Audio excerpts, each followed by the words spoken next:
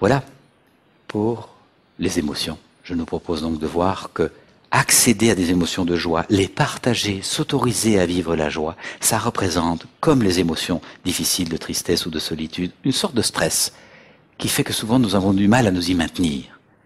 Il m'a fallu personnellement longtemps pour comprendre qu'être heureux, ça me demandait une adaptation qui était un peu stressante, comme toute nouveauté.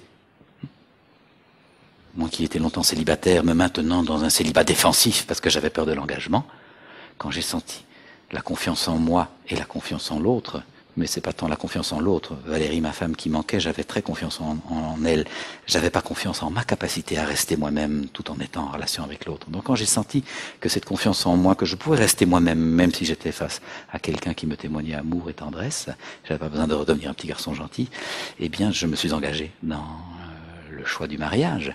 Et donc c'était joyeux, heureux, au-delà de toute attente.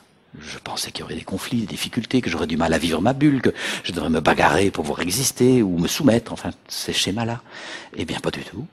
On se respecte, tu me respectes, elle me respecte, on se respecte, c'est bien, on est bien, c'est joyeux, c'est gai.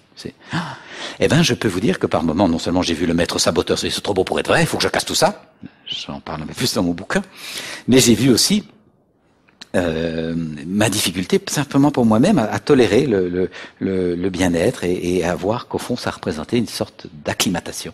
Et donc je trouve juste intéressant de savoir ça, que être de plus en plus heureux, ça demande pour beaucoup d'entre nous, peut-être pas pour tous, mais une capacité d'acclimatation.